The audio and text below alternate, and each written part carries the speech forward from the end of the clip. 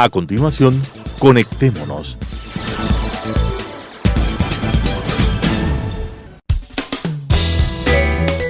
Clasificación A.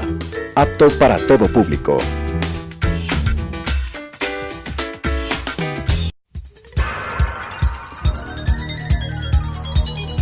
Las opiniones vertidas en este espacio por la producción y dirección del programa son de exclusiva responsabilidad de sus autores y de quienes intervienen en ellos.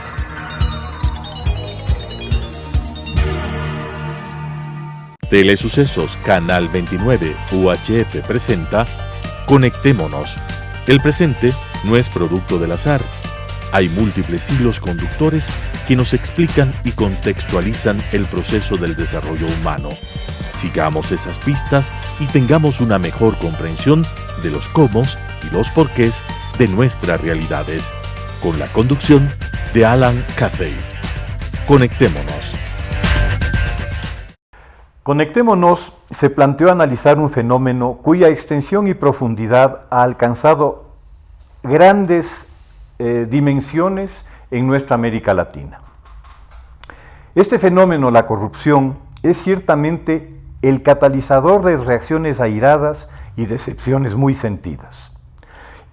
En 2 programas analizamos los impactos económicos que la corrupción genera en aquellos países en los cuales empieza a enseñorearse y a convertirse en una metodología habitual de gestión. Encontramos los gravísimos impactos inmediatos y posteriores que la corrupción representa en el plano económico para esos países. Veíamos cómo la calificación de riesgo país y por lo tanto el costo del dinero para países inmersos en esquemas corruptos, el costo del dinero en el mercado internacional cada vez se vuelve más oneroso. Naturalmente, el impacto de la corrupción en lo que es la economía del país por la sustracción de recursos que deberían destinarse a la obra pública, que deberían destinarse a la atención de necesidades sociales y que no lo hace porque ya no está presente, porque ha sido situado en paraísos fiscales o ha sido situado a salvo de cualquier intento de recuperación. Hoy quisiera analizar con Íñigo Salvador, decano de la Facultad de Jurisprudencia de la Pontificia Universidad Católica de Quito, el impacto político de la corrupción en nuestros países. El impacto político tanto en el aspecto, llamémoslo electoral, cuanto en el aspecto doctrinal. El uno, obviamente, hace referencia a las personas que participan en el juego político, pero el segundo hace referencia a las instituciones sobre las cuales se pretende construir ese juego político. Íñigo, bienvenido. Muchas gracias, Alan. Que quisiéramos conversar contigo sobre este tema. Me voy a permitir recordar un tango, la letra final de un tango de Santos Discépolo, ¿no? En el que dice: los inmorales nos han igualado. Es el tango Cambalache. Vivimos la ley del embudo. La ley se acomoda hoy para amparar a delincuentes. Los inmorales nos han igualado. Me recuerda un poco un concepto que se manejó hace una quincena de años en el ámbito de las organizaciones no gubernamentales, de una campaña justamente contra la corrupción, en donde se hablaba de los DCU, delincuentes como uno, en el sentido de que todos de alguna manera hemos jugado el juego de la corrupción. Porque tan corrupto es un vicepresidente de la República que percibe dineros de contratos públicos, como un usuario de un servicio público que paga a un tramitador para obtener la licencia. De lo que se trata es de evadir los controles, los procesos, los controles, el marco jurídico, que lo que pretende es todo lo contrario, que todo el mundo tenga igualdad de derechos e igualdad de oportunidades. Ahora, nos han igualado los inmorales. Tiene un giro pesimista en el sentido de que parecería que los inmorales son más que la gente íntegra. Y yo creo que no. O sea, yo creo que en un país como el Ecuador, hay más gente buena que delincuentes. Hay más gente que se rige al imperio del derecho, al cumplimiento de la ley de forma absolutamente espontánea, más que preferir jugar el juego de la corrupción, que lo único que pretende es ventajas personales, ¿no es cierto? Yo quisiera, Alan, comenzar haciendo un ejercicio contigo de tratar de definir de qué estamos hablando cuando decimos corrupción, ¿no es cierto? Porque, como decía antes, corrupción no es solamente el exigir prebendas económicas a cambio de la concesión de un contrato. Corrupción también es el tráfico de influencias. El tráfico de influencias es una cosa vista generalmente como algo absolutamente inocuo, como algo normal. El tráfico de influencias ha recibido incluso un nombre elegante que ahora se llama el lobbying. El antiguo cabildeo que tenía, la palabra suena feo, fue cambiada por esto del lobbying. Y entonces hay empresas de lobbying que lo que hacen es traficar influencias de forma aparentemente legítima. ¿Qué otras formas de corrupción hay? A ver, ¿cuál es el objetivo último de la corrupción? El objetivo último de la corrupción es, a mi modo de ver, buscar beneficios personales en connivencia con alguien que está en capacidad de proporcionarte ese beneficio personal por fuera del marco jurídico y perjudicando a otras personas que juegan el juego de acuerdo a las reglas de ese marco jurídico. ¿No es cierto? Entonces tú tienes corrupción, como he dicho, en el ejemplo clásico, que es el ejemplo que ahora está en las primeras planas de los diarios, el tema de funcionarios públicos que perciben altas sumas de dinero a cambio de la concesión de un millonario contrato público. Tenemos también corrupción cuando un juez recibe una suma de dinero para dictar una sentencia torcida respecto de lo que mandaría el derecho. Pero también encontramos corrupción cuando ese mismo juez no recibe dinero, recibe una orden de un superior o recibe una orden de un miembro de otra función del Estado. Encontramos corrupción cuando una función del Estado interfiere en otra función del Estado. Entonces, hay una multitud de diferentes ámbitos, modalidades, matices de corrupción. Yo planteaba dos. Yo planteaba el uno en el tema electoral, ¿no? Y lo planteé en el tema electoral porque veo con preocupación, no puedo decir que no, cómo personajes cuya vinculación con el tema corrupción lucen tan evidentes, tan monumentalmente evidentes, como el caso de la señora Kirchner en la Argentina, por ejemplo, ¿no? Y sin embargo, el 35% de la población argentina la sigue viendo como un referente válido en lo político.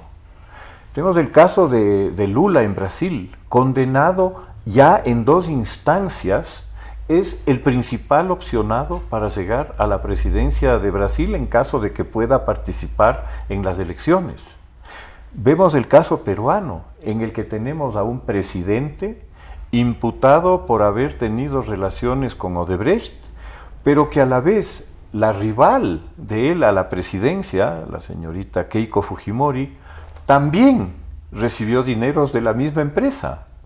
Vemos el caso de México, vemos el caso de Colombia, del caso de Venezuela ni hablar, porque ya es llover sobre mojado realmente, ¿no? Pero vemos cómo la corrupción ha sido capaz de generar un alto índice de aceptación política a líderes que han caído en este asunto, yo diría que bajo un esquema evidentemente planificado. Esto no es que de pronto sucedió o de pronto por ahí se torció el uno y se torció el otro. Evidentemente no. Hay una causa de fondo o varias causas de fondo que originan esta situación.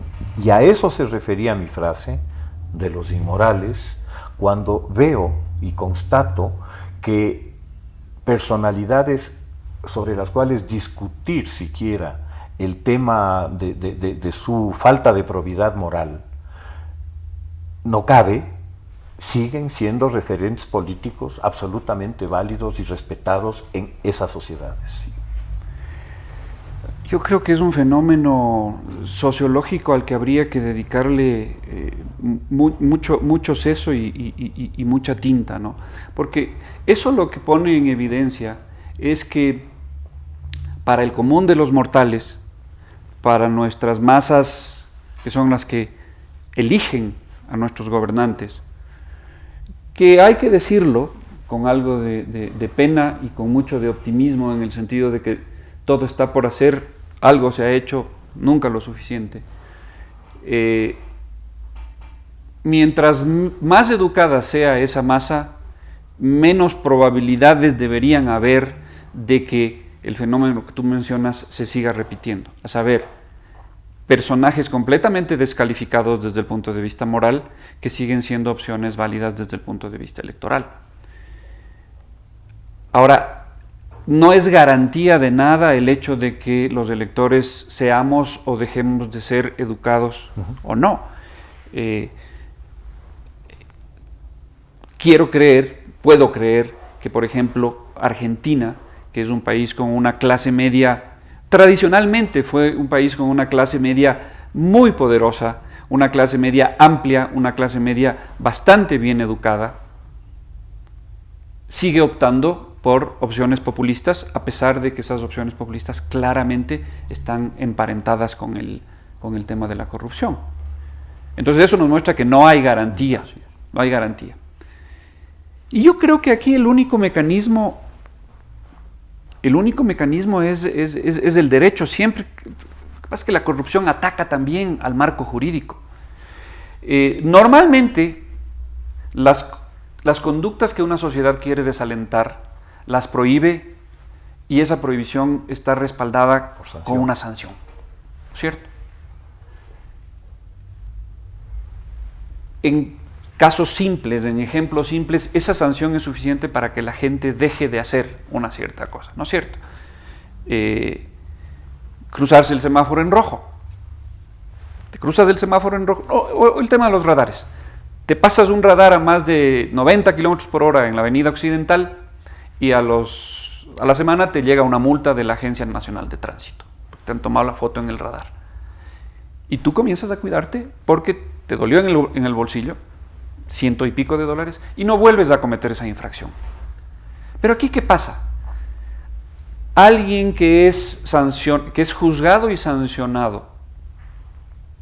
Primero, que alguien llegue a ser juzgado y sancionado por corrupción es obra de romanos, literalmente. Últimamente hemos visto el caso del ex vicepresidente Jorge Glass, que viene a ser un caso absolutamente excepcional y que se explica exclusivamente en función de la actualísima coyuntura política. En otras circunstancias difícilmente habría ocurrido. Incluso con este mismo gobierno, en otras circunstancias difícilmente habría ocurrido. Normalmente los corruptos no van a la cárcel en nuestro país. Entonces la gente ve que hay impunidad. Si esas personas siguen llegando como candidatos a hacer sus ofertas de campaña, el común de los ecuatorianos va a volver a votar. ¿Por qué? Porque el hecho de que no hayan sido sancionados ni socialmente ni legalmente hace aparecer esa actitud, esa actividad ilícita como algo perfectamente aceptable. Para mí ese es el problema, y este es el segundo plano en el que yo quería analizar contigo este tema. El modelo de democracia liberal, que es el modelo, me atrevería a decir sin temor a equivocarme, más exitoso en el mundo en términos de calidad de vida, de nivel de vida de la población de los países que adoptaron esta forma de organización, ¿no? Los 30 países más prósperos del mundo, de mejores niveles, de mejores estándares de vida, se rigen bajo un modelo esencialmente de una democracia liberal. Obviamente no cuento aquí a las monarquías del Golfo, ¿no? Porque Claro. que obviamente tienen altos niveles de vida, pero por otras razones. Sin embargo, en el mundo real, esos países que tienen estándares de vida elevados han generado, dentro del modelo de democracia liberal, una serie de instituciones que, más allá de las personas, son las encargadas de establecer y vigilar que las reglas se cumplan. No es que no haya corrupción en el primer mundo. Exactamente. No es que no haya corrupción. Corrupción es un poco parte de la naturaleza humana, parecería Hay ser. menos impunidad. Eso. Y probablemente, como hay menos impunidad, por la misma razón del semáforo, por la misma razón del radar, la gente se cuida más y prefiere jugar el juego limpio. Exactamente. Además de que normalmente el juego limpio, al final del día, siempre es mejor negocio. Absolutamente, ¿No? absolutamente. Entonces, parecería que el problema de la corrupción es un problema que funciona en un escenario de impunidad. Y en esa medida, creo que habría que trabajar desde el plano jurídico, que ya es el plano tuyo, en el esfuerzo por generar dos cosas. Uno, el castigo al corrupto en donde le duele al corrupto, que es en la devolución del dinero robado. Porque al corrupto poco le preocupará el estigma moral, lo que tú quieras el rato que tiene 500 millones de dólares afuera, ¿no? Muy poco le va a preocupar el estigma moral. Y el otro que me parece esencial es el establecimiento de una sanción absolutamente radical en el sentido de no poder volver nunca a participar en lo que para él es el negocio de la política a través de la cual se enriquece. Claro, que es la posibilidad de optar por cargos de elección pública. Exactamente. Y yo añadiría a eso, Alan, el hecho de que las sanciones sean sanciones absolutamente draconianas. Es decir, yo en general no estoy a favor del aumento de penas, porque no creo que el aumento de penas soluciona el problema de la criminalidad. El delincuente delinque porque es delincuente. No porque le pongan una sanción más alta va a dejar de delinquir, o no porque al delito le declaren imprescriptible va a dejar de delinquir. Pero que la sanción que tenga que purgar esa persona que ha sido sentenciada por actos de corrupción sea una sanción que la cumpla en exactamente las mismas condiciones que cualquier otro ciudadano que ha cometido cualquier otro delito. Porque lo que pasa, lo hemos visto, lo que pasa es que, y tiene que ver con el otro tema al que tú apuntabas, yo me aguanto 6 años de prisión, en una prisión de lujo, en donde tengo celular, en donde tengo guardias de seguridad, en donde sigo percibiendo mi pensión por ser ex mandatario o ex segundo mandatario. Esos 6 años, o los que tenga que purgar, a lo mejor son soportables pensando en el después. Pensando en el después. Después tengo todo ese dinero que me espera y voy a poder vivir una vida absolutamente acomodada, sin preocupaciones. Dinero mal habido. Dinero del Estado, porque esa es otra cosa gravísima. Y que no es dinero del Estado, Íñigo. Es dinero de los ciudadanos. Exacto, claro. No, tienes razón en eso. Esa es otra cosa. tal vez haga falta. Pero claro, lo que pasa es que estas son soluciones que hay que estudiarlas, o propuestas que hay que estudiarlas con mucho detenimiento, porque el entramado es amplísimo, ¿no? El tema de que los ecuatorianos, primero, la base de ecuatorianos que pagan impuesto es una base reducida, para comenzar. Entonces, al común de los ecuatorianos, tú no le puedes decir, se están robando tu plata, porque el común de los ecuatorianos no aporta al erario nacional a través de los impuestos. Aparentemente. Aparentemente. Luego viene la otra cosa. Es verdad, el dinero del Estado es dinero de los ecuatorianos. Pero también tenemos a personas como el expresidente Correa, refiriéndose al tema del exministro Alexei Mosquera, diciendo que era un asunto entre privados y que no eran dineros estatales.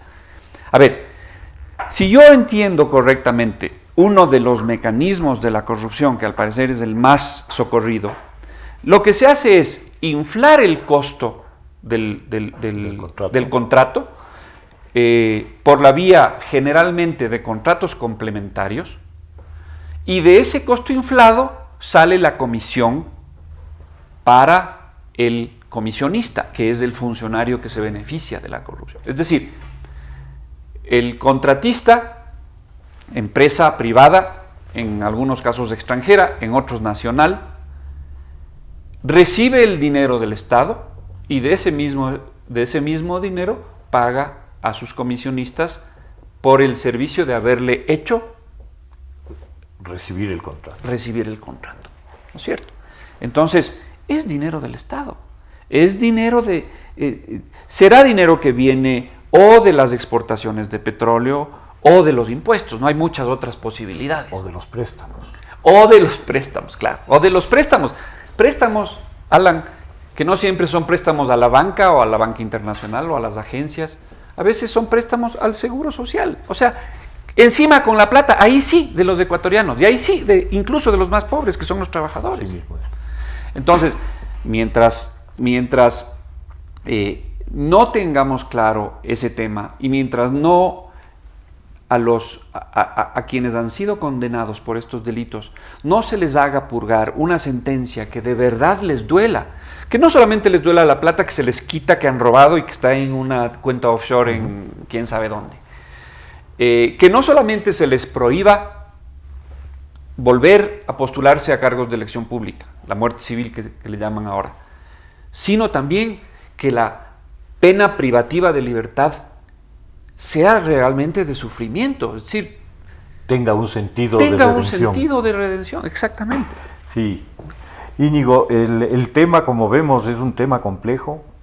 La corrupción, además, corroe de manera dramática la confianza del ciudadano en la sociedad en la que vive, ¿no? Así es. Y yo cerraba con una frase que leí en algún lado, que cómo puede el ciudadano que mira absorto una danza de millones a la que él no es invitado excepto para pagar la cuenta, confiar en un cambio para mejor.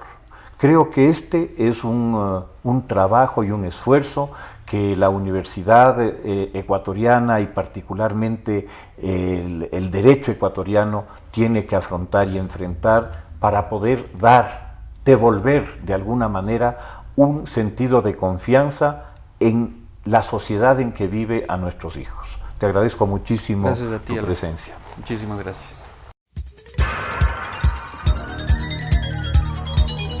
Las opiniones vertidas en este espacio por la producción y dirección del programa son de exclusiva responsabilidad de sus autores y de quienes intervienen en ellos.